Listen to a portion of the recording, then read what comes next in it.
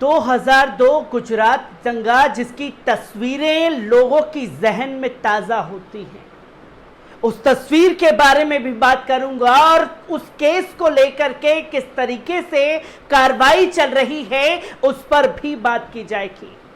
क्योंकि एक एक कर गुजरात दंगे से जुड़ी सारी फाइलों को बंद कर दिया गया है, पर गुजरात दंगे की एक ऐसी फाइल अभी भी सुप्रीम कोर्ट में लगी हुई है जिससे हुकूमत को डर लगता है।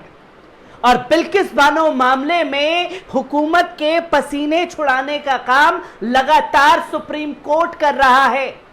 जहां बिल्किस बानो के जो दोषी हैं उन्हें जेल से रिहा किया गया, इसका मामला सुप्रीम कोर्ट के समक्ष है। तो कल सुप्रीम कोर्ट ने कई तीखे सवाल जो हैं उन आरोपियों की, उन दोषियों की पैरवी करने वाले वकीलों से पूछ लिए और सुप्रीम कोर्ट ने जम करके उनकी पैरवी करने वाली सरकार को भी फटकार लगाई और तो और उन वकीलों को भी फटकार लगाई जो इस केस में उन्हें जस्टिफाई कर रहे हैं।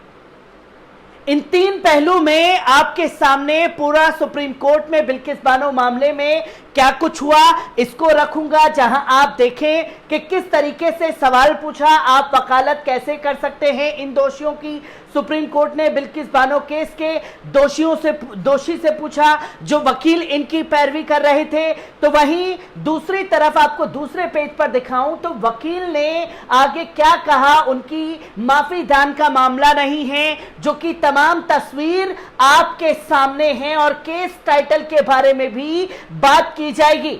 तो वहीं तीसरी तस्वीर आपके सामने है कि वकालत है नोबेल प्रोफेशन नहीं, जो कि सुप्रीम कोर्ट ने पैरवी करने वाले वकीलों के गालों पर करारा तमाचा जड़ दिया है, जो जज ने तीखे सवाल पूछे हैं। इन तमाम पहलुओं के ऊपर बात करूंगा, पर सबसे पहले बात करते हैं 2002 गुजरात दंगे की। मुझे याद है कि मेरी उम्र उस वक्त तकरीबन 11 से 12 साल की रही होगी। इतना होश नहीं था कि देश में क्या हो रहा है, उनकी तस्वीरों के बारे में जाने, पर अपने वालिद से और आस पड़ोस में रहने वाले बुजुर्गों से जाना कि आखिरकार गुजरात दंगे के दौरान क्या कुछ हुआ था, किस तरीके से मुसलमानों का नरसंहार हुआ था। वो तस्वीरें देश की जनता के सामने थी।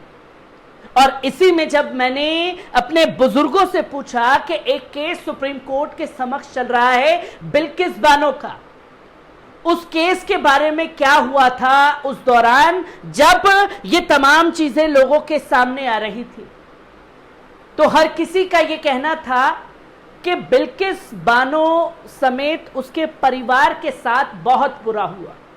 क्योंकि हम लोग उस दौरान ये देख रहे थे कि तमाम मीडिया एक एक कर तमाम पहलुओं पर बात कर रही थी, जिसमें बिल्किस बानो के बारे में अखबारों में और तमाम तरीके से उसके बारे में हम लोग पढ़ते थे, रेडियो पर सुनते थे कि क्या चीजें बिल्किस बानो केस में सामने आई हैं। ये तमाम चीजें जो हैं वो चल रही थी, टेलीविजन पर, दूरदर्शन पर इसके बारे में बताया जाता था। लोग बताते टाइम जो हैं वो भावुक हुए कि आप देखिए कि एक बच्ची जिसकी उम्र उस वक्त 21 साल की थी, बिल्किस बानो उसका नाम था, उसके पेट में उसकी बच्ची थी और उसकी 3 साल की बेटी को पटक पटक करके दंगाइयों ने मार दिया था। और ना सिर्फ बिल्किस बानो के साथ बलात्कार किया, उसकी बेटी की हत्या की निर्मम तरीके से उसके परिवार के 7 लोगों को वहीं उस जगह पर दंगाइयों ने चुन चुन करके मार डाला था। सोच करके भी जो हैं, उनकी बातें सुन करके भी मेरे रोंगटे खड़े हो गए कि ये उस दौरान किस तरीके से पीड़ा झेली होगी बिल्किस बानो ने, जिसकी तस्वीर आपके सामने मैं दिखाने की कोशिश करूंगा कि किस तरीके से तमाम चीजें जो हैं वो सामने आई उस वक्त। क्योंकि इसके बारे में कोई बात नहीं करना चाह रहा था। जो बिल्किस बानो की तस्वीर आपके सामने है, ये केस के बारे में जब सुप्रीम कोर्ट के समक्ष चला तो सुप्रीम कोर्ट ने भी वही बातें जो हैं उनके वकीलों से पूछी, उन सरकारों से पूछी जिन्होंने दोषियों को रिहा करने का फरमान जारी किया। और यह साफ तौर पर सुप्रीम कोर्ट ने पूछा कि आप इनकी वकालत कैसे कर सकते हैं।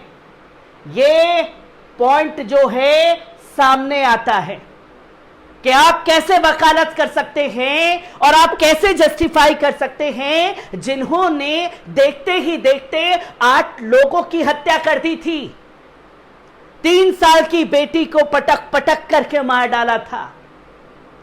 यह तस्वीर सामने आती है और सुप्रीम कोर्ट जो है ये तमाम बातें सामने रखता है कि दोषियों की वकालत सोच करके भी शर्म आती है कि कैसे आप रेप केस को जस्टिफाई करने पर तुले हुए हैं।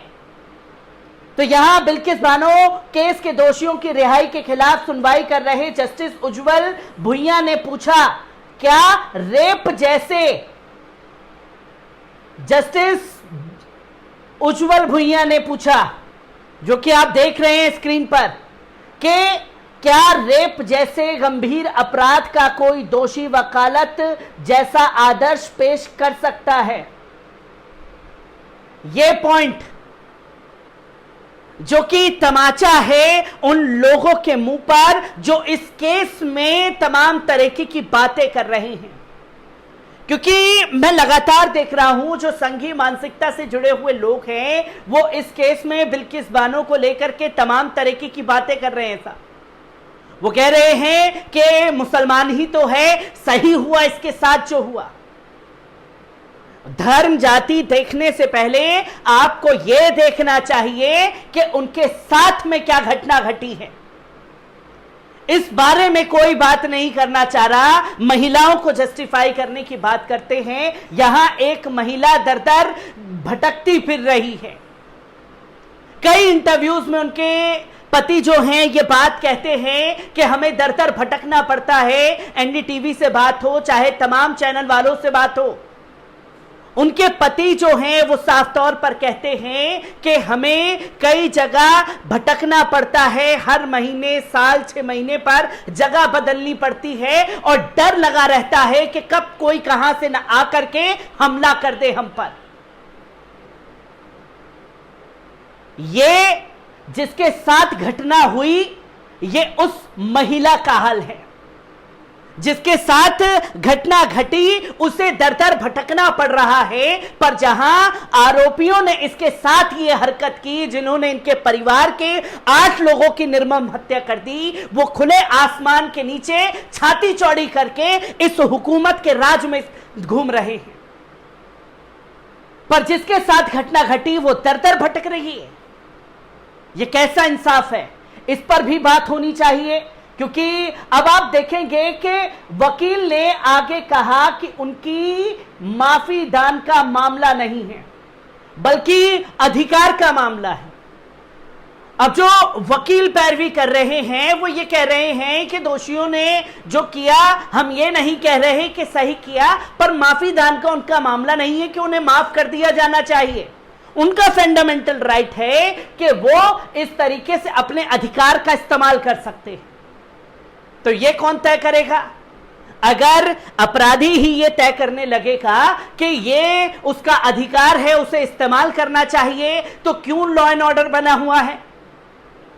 जहां इतने गंभीर मामले में आप आरोपियों को छूट दे रहे हैं कि आप अपील करिए, सरकार तो आपकी है ही, और फिर कुछ विधायक कह देंगे, कुछ नेता कह देंगे कि साहब ये तो संस्कारी ब्राह्मण है। ये संस्कारी ब्राह्मण की परिभाषा है कि जो 8 लोगों की हत्या करते, एक लड़की का बलात्कार करे, ये संस्कारी ब्राह्मण है। ये कौन से ब्राह्मण है जिसे संस्कारी बताने पर भाजपा के नेता उतारू हो गए? ये तमाम पहलू सामने आ चुके हैं। पर हमें यह देखना चाहिए कि केस टाइटल, ये आप देखें कि केस टाइटल बिल्किस याकूब रसूल बना भारत संघ एवं अन्य रिट याचिका। आपराधिक नंबर जो है उसका सामने दे रखा है 491/2022, जिसका केस टाइटल सुप्रीम कोर्ट में है। इस केस टाइटल के ऊपर जो है हम आपसे बात कर रहे हैं कि ये तमाम चीजें जो हैं सामने आई उस वक्त, ये चीजें जो हैं उस वक्त सामने आती हैं जो कि इस पर बात करने की जरूरत है। बिल्किस याकूब रसूल, उनके पति ने उनकी तरफ से ये याचिका डाली जिसके बारे में सुप्रीम कोर्ट बात कर रहा है, और इस पर साफ तौर पर पूछा कि आज भले ही इस प्रकार में खामियां नजर आती हैं, इसका उत्तर देना राज्य का काम है। जहां तक मेरे अधिकारों का सवाल है, मैं काफी समय से बाहर हूं और इसे खत्म नहीं किया जा सकता। मतलब आप काफी समय से बाहर थे, इसके बारे में आपको पता नहीं और पैरवी करने के लिए आप पहुंच गए।